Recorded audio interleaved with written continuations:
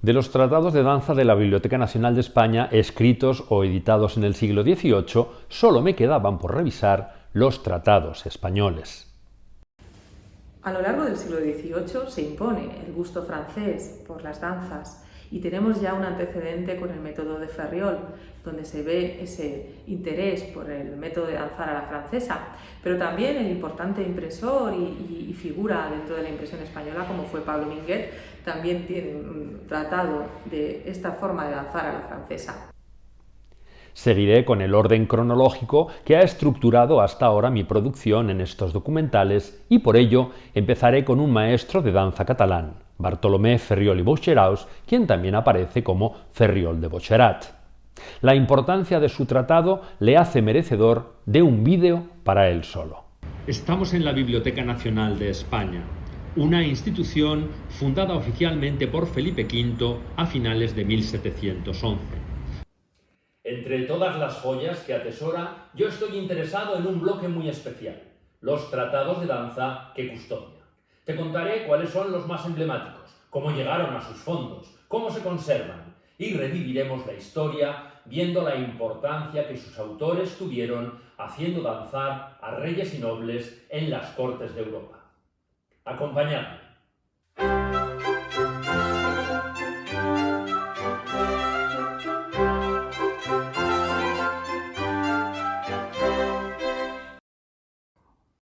Pero me gustaría contextualizar brevemente el momento histórico en el que aparecen estos tratados, desde el reinado de Felipe V al de Carlos III. El Tratado de Ferriol está dedicado enteramente al estilo de danza francés que se había introducido en la corte española con la llegada de la nueva dinastía que sustituía a los Austrias. Felipe V, el primer rey de la dinastía de los Borbones, reinó durante 45 años, excepto los 8 meses en que abdicó a favor de su hijo, Luis I, que al morir tan joven devolvió el trono a su padre. Aunque el estilo de danza francés ya se había visto en la corte de los Austrias con la esposa de Carlos II, María Luisa de Orleans, la influencia en el estilo de danza en la España de esa época de un rey francés tan longevo nos la explica Diana Campo. Cuando pensamos en Felipe V, yo creo que una de las primeras cosas que nos viene a la mente es que era nieto de Luis XIV. Entonces, Luis XIV y la danza evidentemente tienen una asociación muy fuerte. Sin embargo, tenemos que pensar que Felipe V como persona, en cuanto a su carácter, su manera de ser, y por otra parte las circunstancias en las que fue rey de España, se diferencia muchísimo de Luis XIV y de lo que fue la danza en la corte francesa. Él evidentemente tuvo una educación en la danza, en Versalles, y según dicen los que le vieron en su juventud, bailaba muy bien, se parecía en cierto sentido a su abuelo, también dicen. La danza que vamos a encontrar en la corte española de Felipe V no tiene ese carácter público, solar, que se encuentra en la corte francesa durante la juventud de Luis XIV. La danza que se desarrolla en la corte de Felipe V es sobre todo una danza que tiene un carácter más lúdico que representativo, es decir, se baila para divertirse, para disfrutar en el carnaval.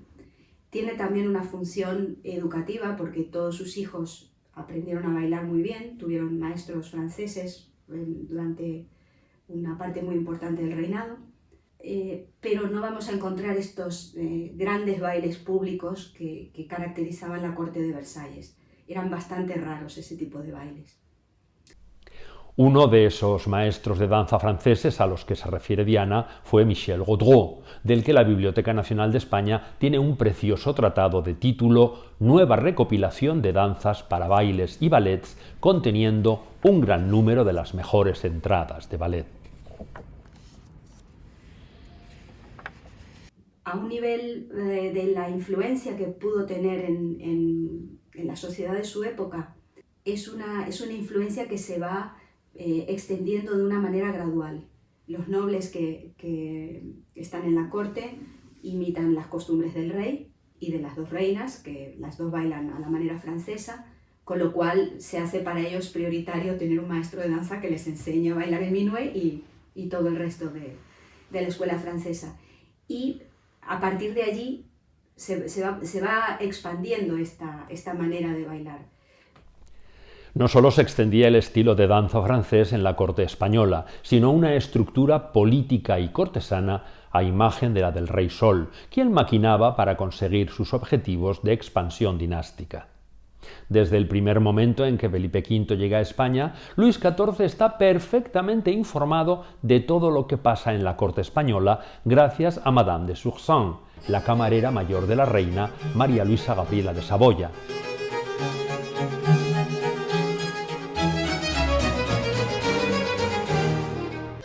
La princesa de Sorsum envió esta crónica a Francia 2 días después de un sarao en Barcelona, en 1701, donde Felipe V y María Luisa Gabriela de Saboya abrieron el baile.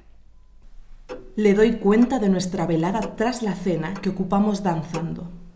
De nuevo, en contra del protocolo cortesano, el rey y la reina danzaron ante los grandes de España. Y tras sus majestades, organicé que algunas de las damas de palacio danzasen con el conde de Osuna.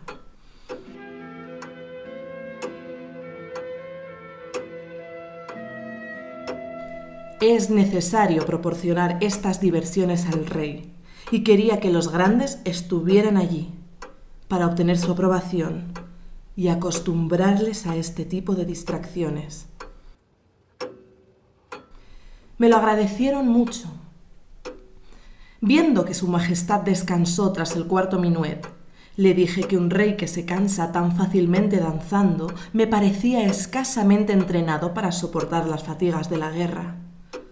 Me contestó que tal vez los minuets pudieran muy bien haberle fatigado, pero que él agotaría al rey de romanos. Esta respuesta complació a los grandes de España que la escucharon.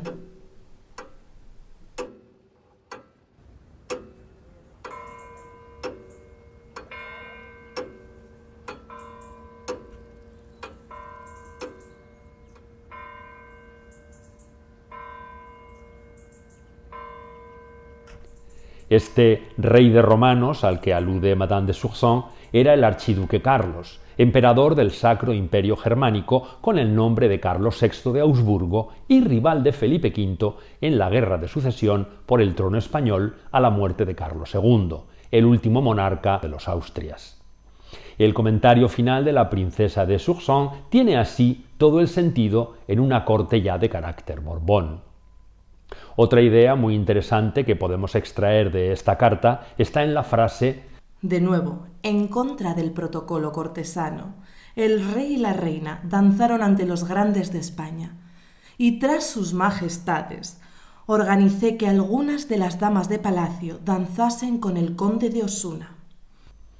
En el estupendo artículo de las ceremonias de los bailes, citados en la bibliografía, Clara Osés señala que el protocolo cortesano español del último periodo de los Austrias anteponía a los grandes de España al rey. El nuevo protocolo resaltaba la importancia del monarca, de modo que el interés de Luis XIV por el afrancesamiento en las costumbres en la corte española, que he mencionado antes, se infiltraba hasta en una actividad como la danza. Felipe V también recrea en España los appartements de su abuelo en Versalles. Podéis obtener más información sobre estas fiestas privadas del rey en el capítulo de Historia de la danza sobre el barroco francés. Tendréis el enlace en la caja de descripción. Os recomiendo también que leáis la biografía de Madame de Sorsum, otra de esas mujeres extraordinarias que, como señalaba en sus memorias su contemporáneo el duque de Saint-Simon, fue una persona tan extraordinaria en todos los aspectos de su larga vida que merecería ser escrita, pues se situaría entre los más curiosos fragmentos de la historia del tiempo en que vivió. Bueno, sigamos contextualizando el momento del que hablamos. Felipe V abdicó en su hijo Luis I, fruto de su primer matrimonio, pero al morir joven, a los 8 meses de su reinado, Isabel de Farnesio, su madrastra y segunda esposa del rey, intrigó para que no le sucediera a Fernando VI, su hermano de 10 años siguiente en la línea dinástica, consiguiendo convencer a su esposo Felipe V para volver a ceñir la corona. Esta rápida maniobra de la reina Isabel de Farnesio tuvo en contra la opinión de grupos casticistas y contestatarios de la nobleza castellana y de la corte, que defendían a Fernando VI a pesar de su corta edad. ¿Sería esta rebeldía de esos sectores casticistas de la nobleza española contra el afrancesamiento de las costumbres lo que permitiría la supervivencia del estilo de danza a la española? Para no alargar demasiado esta digresión histórica, os diré que Fernando VI, una vez en el trono, trató de modernizar España con algunas políticas acertadas y otras abominables, como autorizar la extinción de los gitanos del reino. También os digo que sufrió enormemente con la muerte de su esposa, Bárbara de Braganza, que junto con Isabel de Farnesio son dos reinas que merecerían un vídeo propio. Fernando VI fue sucedido en el trono por su medio hermano Carlos III, hijo de Felipe V y su segunda esposa Isabel de Farnesio, quien por fin tenía a uno de sus hijos reinando. Don Bartolomé Ferriol y Boxeraus debía ser un caballero bastante cercano a Carlos III por la manera que tiene de expresarse al principio de su tratado. Es realmente un tratado, ya no es un manual como podía ser el Esquivel. Tiene una parte muy técnica, tiene una parte de escritura en jamón, que no en follet, y es uno de los tratados más completos que hay, es más claro que el propio jamón. Don Bartolomé era un caballero ilustrado que debía de vivir en Nápoles. Los 6 ejemplares que hay en la Biblioteca Nacional de España del Tratado de Ferriol, reglas útiles para los aficionados a danzar, han generado un interesante debate bibliográfico. Debo agradecer la valiosa colaboración de Javier de Diego, jefe de sección de música antigua de la Biblioteca Nacional, quien me ha señalado algunos puntos muy interesantes sobre estos 6 ejemplares. Hay 3 ejemplares donde se señala que han sido editados en Capua.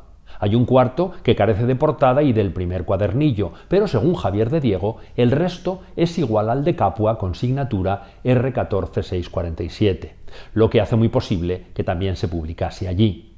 Un quinto ejemplar se edita en Nápoles y el sexto en Málaga. 2 de los editados en Capua y el de Nápoles son prácticamente idénticos. Los 3 tienen solo un cuadernillo tras la portada, con solo una diferencia mínima al final de ese cuadernillo que los distingue. Los de Capua tienen una octava loando al autor en italiano. Al final del primer cuadernillo, en esta hoja, pero luego coincide. Mientras que el de Nápoles tiene una décima acróstica en catalán de un paisano de Ferriol. Cuando lo terminamos, ya pasa directamente a los cuadernillos del cuerpo de la obra, del texto. El otro ejemplar de Capua y el que no tiene ni portada ni primer cuadernillo tienen un segundo cuadernillo extra del que carecen los que he comentado antes.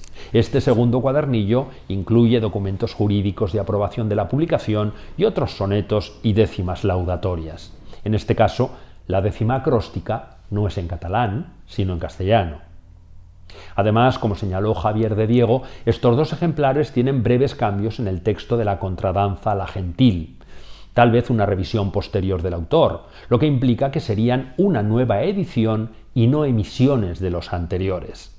Teresa Delgado nos explicó la diferencia entre edición, emisión y estado en la primera parte de los tratados alemanes de la Biblioteca Nacional. Por último, la edición de Málaga es una versión bastante reducida de las anteriores. Seguramente se aprovecharían pliegos y planchas de la edición de Nápoles y además elimina la división en tratados. Todas las ediciones son de 1745.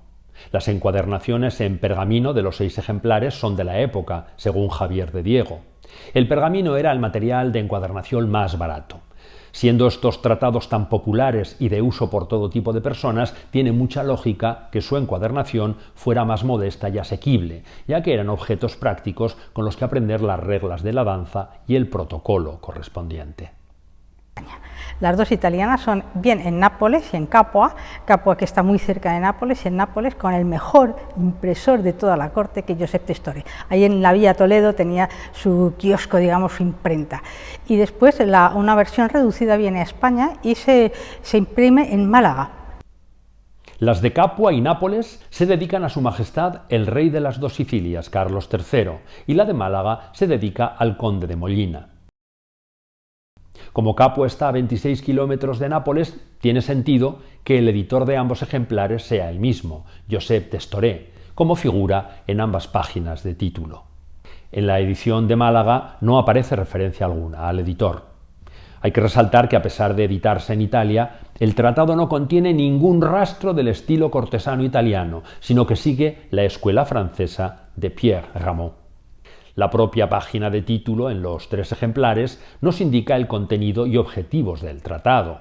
No solo contiene reglas útiles para los aficionados a la danza, también los aficionados a la música encontrarán utilidad gracias a las partituras con melodías para danzar que contiene. Y además ofrece consejos sobre el protocolo y correcta forma de comportarse para todo género de personas. El autor también presume de ser el primero en tratar en español todos los pasos de la danza francesa tan en boga en toda Europa, con la explicación de sus pasos y de varias coreografías. Don Bartolomé va a aportar un montón de información muy clara, muy precisa, además la anotación. El anotar en ese sistema Rameau con los principales reductos de ese barroco anterior, porque ya en el 45 prácticamente el barroco coreográfico ha terminado. En el 39 se inaugura el San Carlo y desaparece el barroco como tal de la escena coreográfica. Una de esas coreografías es la del amable, una de las danzas nobles más populares desde el siglo XVII. También ofrece coreografías de distintas contradanzas, el estilo de danza popular que hacía furor en las fiestas burguesas y aristocráticas. Ya hemos visto en anteriores documentales tratados de danza con estos mismos objetivos y prácticamente la misma estructura en Francia, Inglaterra, Alemania, Portugal e Italia. Lo que hace Ferriol es traducirlos al castellano. Sabemos que los conoce por una frase en la aprobación para su registro de la edición de Málaga. El maestro de danza, Juan de Castro, al glosar las excelencias del trabajo de Ferriol, escribe: «Tiene examinados los libros de esta facultad sin que se le escondan los extranjeros por extraños, ni la diversidad de las lenguas ha podido servir de impedimento para que no penetre el autor sus secretos». Es decir, que Ferriol conocía los textos franceses e italianos, podía leerlos en esos idiomas y por ello era capaz de traducirlos imitando también sus imágenes que reprodujo con silograbado en su tratado. Él mismo reconoce esa influencia en el prólogo de la edición de Capua cuando admite que se ha basado en «Me he basado en los documentos de los más célebres autores y en la práctica de diferentes maestros. Son sus lecciones las que van delineadas en esta obra, las cuales han practicado en mi presencia». Va a ser esta primera edición la que fundamentalmente voy a comentar. El texto se compone de 3 tratados. El primero, con 12 capítulos, se dedica a explicar los pasos de la danza noble francesa, instituida como tal arte por Luis XIV, del que Ferriol señala que bajo su reinado llegó a la mayor perfección y pone como ejemplo de su valor los magníficos saraos que el rey Sol ofrecía a príncipes y señores, participando él mismo en tan espléndidas diversiones. El tratado segundo se dedica al uso de los brazos en cada paso de los explicados, y el tercero proporciona algunas danzas de corte y contradanzas con notación coreográfica. Introduce el primer tratado con el tradicional discurso sobre el origen de la danza y su utilidad para sobresalir en el mundo cortesano con méritos exentos de violencia. Como contrapunto al caballero noble, medieval o renacentista que conseguía el éxito como guerrero al servicio del rey, Ferriol ve la excelencia en la danza como una pacífica versión de los méritos que se otorgaron a los vencedores en las antiguas justas y torneos o a los famosos toreros de la época que destacaban por su valor en las corridas de las principales plazas de la península. La danza demostraba buena crianza y conocimiento de las reglas de la buena sociedad, lo que se resume en el apodo de hombre de corte que se asignaba a quienes alcanzaban la perfección en la danza, en oposición a los rústicos, desgarbados y faltos de educación en danza y protocolo que serían el hazmerreír de cualquier sarao prestigioso. Para estimular más la compra de su tratado, pone dos ejemplos del aprovechamiento de aprender a danzar. Cita a un maestro de danza. Monsieur Filboeira, que por bailar ante Luis XIV y escribir un libro sobre esta arte, consiguió un título nobiliario. O el caballero Resonico, quien por bailar ante la emperatriz consiguió una de las baronías de su imperio. Si todavía quedaba algún escéptico sobre la utilidad de la danza, Ferriol subraya que sobresalir como bailarín consigue felicísimos matrimonios. Imagino que queriendo decir provechosos matrimonios. Continúa con consejos sobre cómo elegir al maestro de danza en el capítulo 4, y advirtiendo contra los maestros ignorantes que pasan por sabios gracias al boato superficial con el que se adornan. Hay una frase en este capítulo que podría aplicarse de forma literal a la mediocridad que actualmente domina a muchos gestores de la política y la cultura. Así se experimenta en el arte de la danza, pues la vulgaridad, juez inicuo del mérito de los sujetos, suele consagrar la autoridad a los hombres imperitos, sin pericia, constituyéndolos en acreditado proceder, dándole validación y haciendo el engaño poderoso. Puede afirmarse, por cierto, que para ser un hombre tenido en el pueblo por sabio, no precisa tanto que lo sea como que lo finja. Un aire de majestad, un gesto artificioso cuando se explica alguna levedad o superficie del asunto, contiene una grande eficacia para alucinar a los ignorantes. Ya en el siglo XX, la grandilocuencia, hablando en latín, es el recurso que usa el personaje del sacristán en la obra de Valle-Inclán Divinas Palabras para impresionar a los iletrados de sus vecinos. Y este recurso sigue vigente en el siglo XXI. Ferriol resume su extensa reflexión sobre los maestros de danza diciendo que será bueno aquel que haya producido excelentes alumnos o que haya escrito textos aprobados por maestros de danza reconocidos, o ambas cosas a la vez. Los capítulos anteriores a los que tratan de la técnica están llenos de reflexiones, máximas y ejemplos que hacen la lectura del tratado muy agradable y entretenida. Previene contra aquellos de malas entrañas que en todo lo que ven y oyen sacan faltas y reparos. Era normal en la época que quien estaba aprendiendo a danzar preguntara cómo lo hacía a quienes le miraban.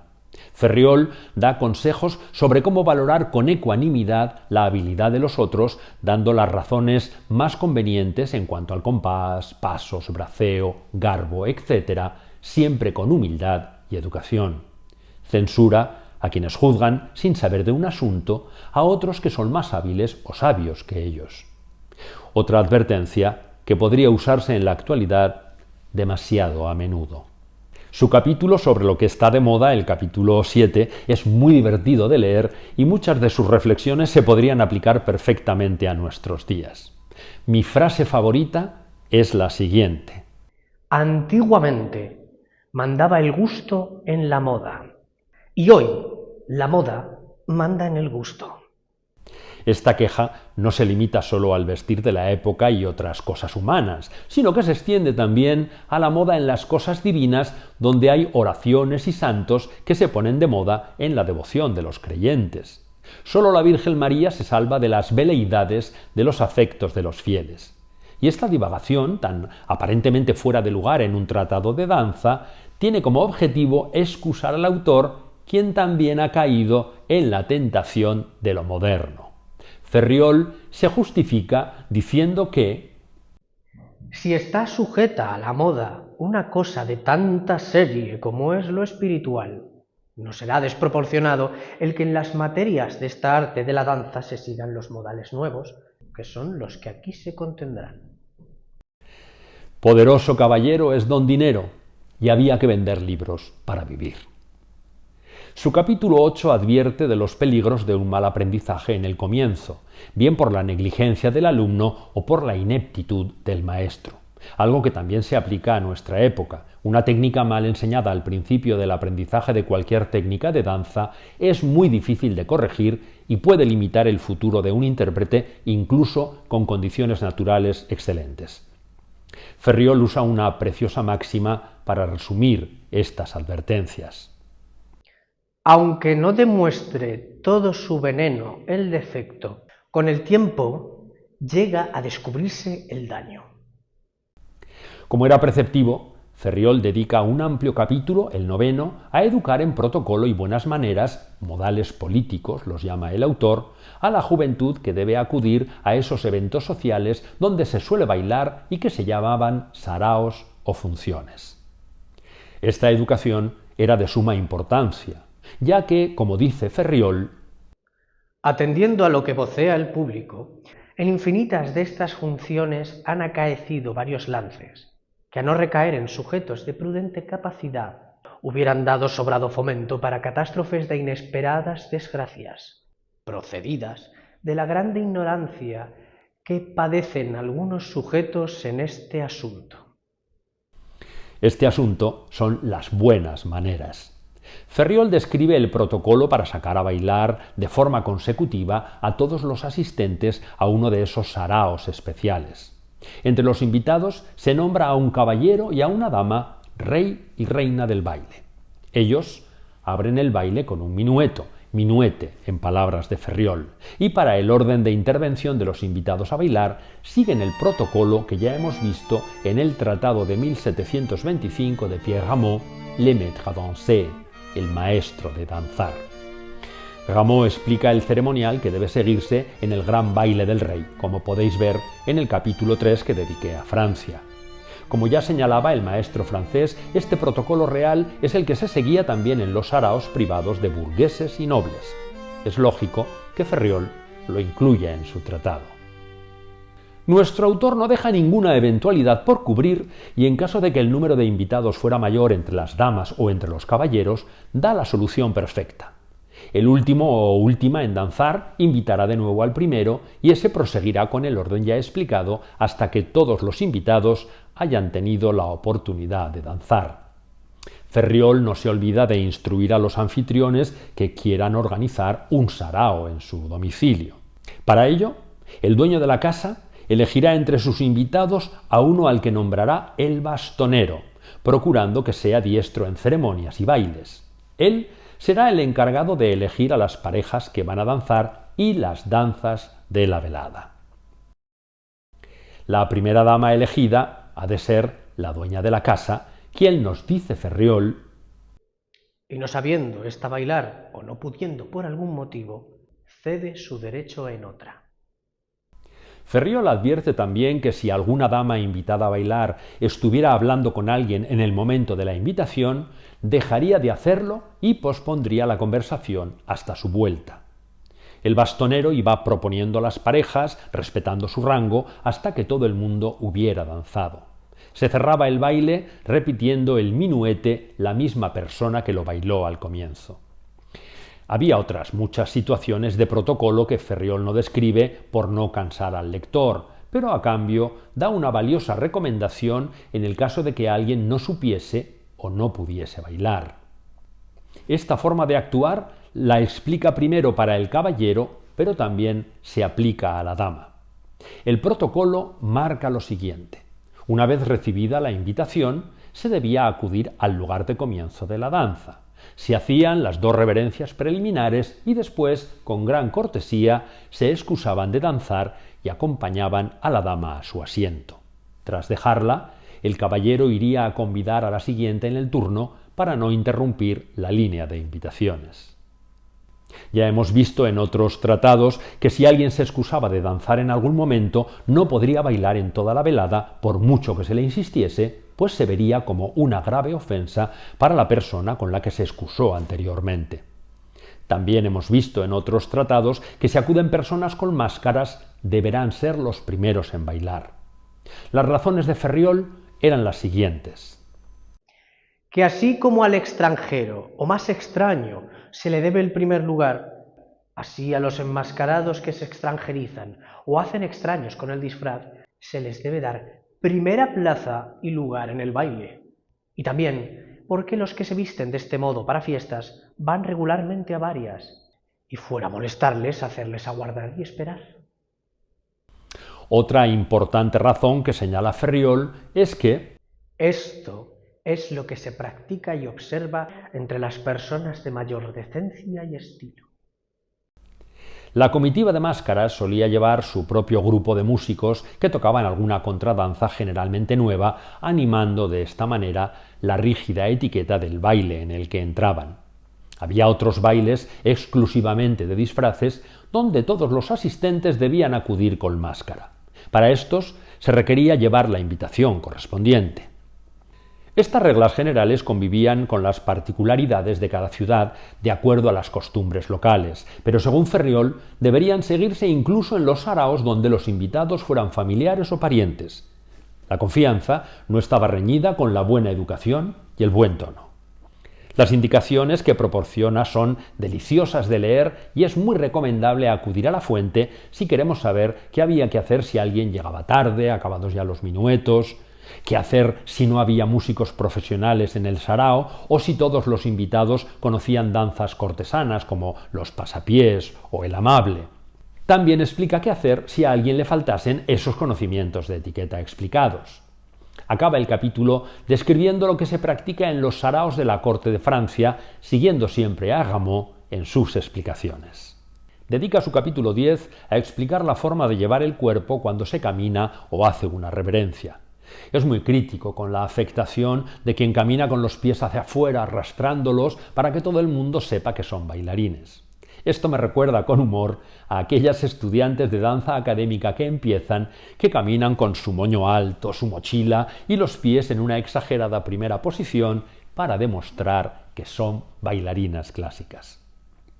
Las instrucciones de Ferriol para hacer las distintas reverencias ya las hemos analizado en el capítulo de los tratados franceses, así que solo me detendré en la tabla que proporciona Ferriol con el nombre de los pasos en francés, añadiendo su pronunciación y su significado en castellano. Una tabla similar, pero en italiano y francés, encontramos 17 años antes en el tratado de Jean-Baptiste Dufaure, tratado que vimos en la segunda parte del capítulo 5 sobre otros tratados europeos del siglo XVIII. Volveremos a encontrar otra tabla con más idiomas en el tercer tratado de Ferriol que comentaré en su momento. El tratado de Dufaure podría ser uno de los muchos que Ferriol conocía y de los que copiaría su estructura. El capítulo 11 está dedicado a las posiciones de los pies, siguiendo la nomenclatura dada por su creador Beauchamp. Respecto a la oposición de piernas y brazos, sigue los nombres usados por los grandes maestros que le precedieron, y cita a Feuillet, Ballon, Pécourt, Dessay o Ramon. Acompaña las explicaciones de este capítulo y los siguientes sobre cómo quitarse el sombrero o hacer las reverencias con grabados muy similares a los de los tratados de anteriores autores. Desde el capítulo 12 proporciona las explicaciones técnicas para formar los pasos de la danza francesa. Sobre el paso de minuete señala las siguientes variantes. Hay las siguientes variantes. Regular, a la bohemiana, de 3 movimientos de rodilla, descansado y de un solo movimiento. Acompaña su texto con ilustraciones y gráficos. Es muy interesante ver los dibujos que tiene, o sea, todas esas estampas, donde la estampa del bailarín y de la bailarina diletante van a tomar cuerpo. Para hacer los pasos, proporciona explicaciones que ya conocemos de otros tratados. Hay contretemps, balancé, pas grave, temps de courante, pas de bourrée, fleuret, que él traduce como contratiempos, balancés, tiempos de corriente, pasos de burea y floreos. Aparte de hacer una transcripción y una transliteración de los términos franceses, va a aportar pasos que no tienen otros tratados. La media campanella, que es algo que se utiliza hoy día en la danza española, es uno de los pasos, el paso de máscara, por ejemplo. Recomiendo leer el texto en la Biblioteca Digital Hispánica si te interesa esta información. Es muy interesante para la reconstrucción de estos pasos comparar las explicaciones de los distintos tratados en sus idiomas respectivos. Ya he comentado que había un estilo de danza europeo que se practicaba en todas las cortes importantes del continente y que se exportó a América, produciendo allí un interesante mestizaje, como sugiere el paso indiano que Ferriol describe en su página 123. He recomendado en muchas ocasiones consultar los fondos de la Biblioteca Digital Hispánica de la Biblioteca Nacional de España. Teresa Delgado, jefa del Servicio de Partituras, nos explica brevemente cuándo se crea esta valiosísima herramienta documental. En una de las primeras fases embrionarias de la digitalización para la Biblioteca Digital Hispánica se realizó una digitalización masiva del fondo patrimonial conservado en el Departamento de Música y de Visuales. Por ello, en estos años 2010, 2011 y 2012 se realizó la digitalización masiva de gran parte de estos tratados. Por ello, están hoy disponibles en la Biblioteca Digital Hispánica y también en otros portales como puede ser Europeana. Pasamos ahora al segundo tratado dedicado al correcto movimiento de los brazos. Según Ferriol, y como ya han señalado otros muchos autores antes que él, no hay cosa que comunique más garbo a la danza que el bracear con particular gracia y delicadeza en cada paso. Aunque valora lo útil de su libro, no deja de señalar que la presencia de un buen maestro de danza que vigile el aprendizaje y los conocimientos de notación coreográfica y música ayudarán muchísimo a conseguir una buena técnica. Su capítulo sobre la altura y oposición de los brazos resulta muy útil para la reconstrucción fiel de los movimientos. Acompaña la explicación con un grabado y aconseja que los brazos en la segunda posición no se suban más de lo indicado, ya que estarían agansados y no tendrían tanta gracia. Pero el maestro debe tener en cuenta el físico de cada alumno, y así el que tenga un talle corto debería levantar algo más los brazos para dejarlo libre, pero si tiene un talle largo no debería levantarlos más de la altura de sus caderas. Con esto, según Ferriol, ambos compensarán esa desproporción y les otorgará la debida gracia. Subraya que manos y muñecas han de moverse con libertad y las manos no deben estar ni abiertas ni cerradas, evitando que pulgar e índice se junten. Se explaya con los movimientos de cada parte de los brazos, muñecas, codos y hombros que se corresponden con las partes de la pierna y pie, empeine y rodilla. Proporciona varios grabados para las posiciones de los brazos, lo que demuestra la importancia que le da el autor para completar cada movimiento con perfección y gracia. Se comprueba esa importancia en los capítulos posteriores, 22 páginas de profusas explicaciones donde especifica el braceo para cada paso de danza.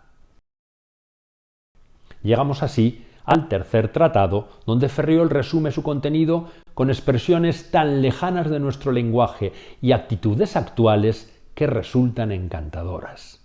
Se encuentran en este último tratado algunas decentes danzas con nuevos lucidos sainetes y distintas honestas contradanzas modernas, no dejando de colocar otras antiguas para imponer a los principiantes. Esta frase contiene dos conceptos en los que merece la pena detenerse. El primero hace referencia a esos nuevos lucidos sainetes de algunas danzas. La acepción más conocida del término sainete es la representación menos seria en que se canta y baila entre la segunda y la tercera jornada de una comedia en el Siglo de Oro. Pero en este caso, Ferriol se refiere a esos nuevos adornos o gracias que acompañan a las danzas y que explicará en este último tratado.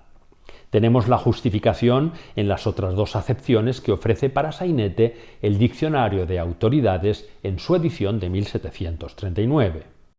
Sainete, por alusión, significa asimismo cualquier cosa que mueve a la complacencia, inclinación o gusto de otra, como el donaire, discreción. Sainete se toma a sí mismo por especial adorno en los vestidos u otras cosas. La otra idea que introduce Ferriol en este comienzo del tercer tratado es que los principiantes debían conocer la tradición y por ello era fundamental que aprendiesen las danzas más antiguas, aunque no estuviesen ya de moda, debido a que solían mantenerse en los saraos aristocráticos más exquisitos. Para explicar el minuete, además de los grabados con figuras, incluye gráficos con el recorrido en el espacio que deben hacer los bailarines para ejecutar sus distintas mudanzas. De todas las variantes para bailarlo, Ferriol distingue como la mejor vista aquella en la que ambos danzan en igualdad, para lo cual el caballero deberá seguir a la dama y la dama al caballero, siendo además muy importante adaptarse al tamaño de la sala. Añade otras formas distintas para el braceo, como en el momento de quitarse y ponerse el sombrero el caballero, pero Ferriol insiste en que lo que ha explicado sigue lo que señala el más moderno autor francés y está refrendado por los mejores bailarines. Ferriol explica cuál de las variantes que ve ejecutar en el minué son moda o están estableciéndose como tal, cuáles no deberían hacerse y cuáles van contra el debido protocolo de esa danza. Sí que voy a detenerme en el detalle de la posición del sombrero que se lleva en la mano al bailar. A la disputa de si debería estar con la boca hacia adentro o hacia afuera, Ferriol subraya que la boca hacia adentro es para la danza española y hacia afuera para la francesa.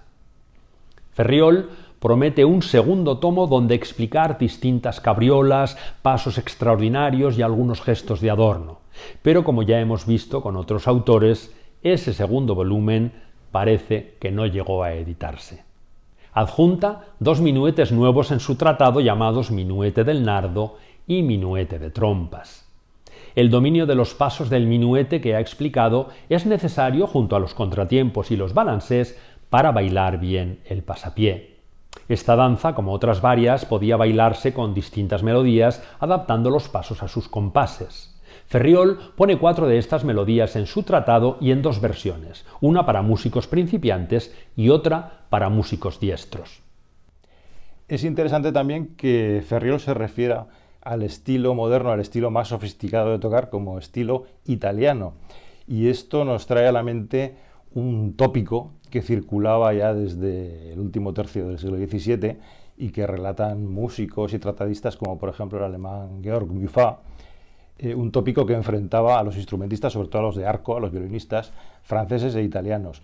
Un tópico según el cual, y seguramente con cierta base en la realidad, los franceses se caracterizaban más bien por la precisión rítmica de su golpe de arco y en cambio los italianos se caracterizaban más bien por su fantasía, por tocar con más libertad, por tocar de una manera un poco más genial, se puede decir, con profusión de ornamentos, etcétera, etcétera.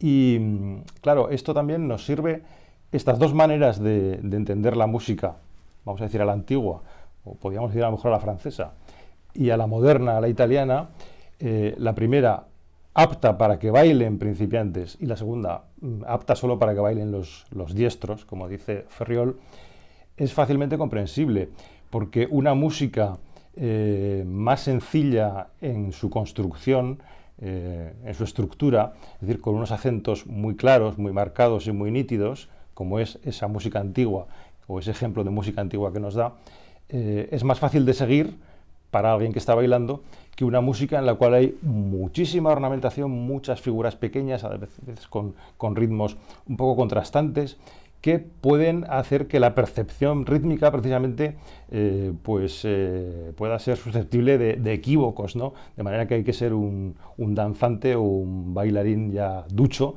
realmente para poder bailar con esa música tan sofisticada musicalmente.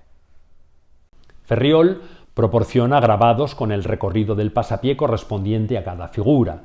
Ferriol advierte que hay muchas variedades en la forma de bailarlo. Por ello avisa de que si algún lector encuentra diferencias entre sus reglas y algunas de las indicadas por Minguet en su publicación, es porque Ferriol sigue las del maestro de danza de la Casa Real de Francia, Monsieur Ramond. Hablaremos de Minguet en la segunda parte, pero al no ser un maestro de danza, sino un editor, Ferriol puede hacer esta salvedad cubriéndose las espaldas con la garantía de uno de los grandes maestros de la danza barroca, Ramond, del que ya hablé en el capítulo de los tratados de danza franceses en la Biblioteca Nacional de España y al que es obligatorio citar en casi cada capítulo dedicado a la danza barroca del 17 y el 18. Ferriol, en el capítulo 3 del tercer tratado, explica la notación coreográfica inventada por Beauchamp en el siglo XVI. Esta notación, como han señalado todos los autores de tratados de la época, permite recordar las danzas conocidas, interpretar las nuevas sin necesidad de maestro y registrar las coreografías propias. Ferriol añade los consabidos grabados para orientarse en la sala de baile con tablas con los distintos signos que representan cada paso y su explicación correspondiente. Aunque no es el único, merece la pena analizar cómo explica Ferriol el uso del libro como mapa para seguir el recorrido que aparece en sus grabados. La hoja del libro representa la sala, siendo la parte baja de la página la base del espacio donde se comienza a bailar y el borde superior de la página representa la cabecera de la sala hacia donde se dirigirá la danza. Nos dice que hay que colocar el libro sobre la palma de la mano izquierda con esta orientación. Orientación fácil de mantener cuando se den pasos hacia adelante, hacia atrás o hacia los lados con nuestro cuerpo siempre de frente a la cabecera de la sala. Para mantener esa orientación de la página, si al seguir las direcciones que señala el grabado el cuerpo gira, por ejemplo, un cuarto de vuelta, se girará el libro sobre la palma de la mano el cuarto de vuelta necesario para que la parte superior de la página siempre señale hacia la cabecera de la sala. Y estos giros se harán tantas veces como se cambie de dirección, sean cuarto de vuelta, medias vueltas o 3/4 de vuelta. Por lógica, un paso que implique una vuelta completa no requerirá ningún cambio en la orientación del libro sobre la palma. No digo nada nuevo al señalar que Ferriol, como todos y cada uno de los maestros de danza anteriores y posteriores, considera que la mayor habilidad y lucimiento del que danza es seguir con perfección la cadencia, que es dar a cada paso las notas que le correspondan. Sus siguientes capítulos son una serie de danzas notadas como el famosísimo amable y un gran número de contradanzas para las distintas estaciones del año. Según sus pasos fueran más o menos agitados, se bailaban en invierno, primavera o verano, y tenían nombres como el resbalón, volante, los mozos tontos o la gentil. Pero esto y los tratados de Minguet, uno de ellos muy interesante para la reconstrucción de los pasos de danza típicos del estilo español, lo veremos en la segunda parte de este capítulo dedicado a los tratados de danza españoles del siglo XVIII en la Biblioteca Nacional de España. Hasta muy pronto.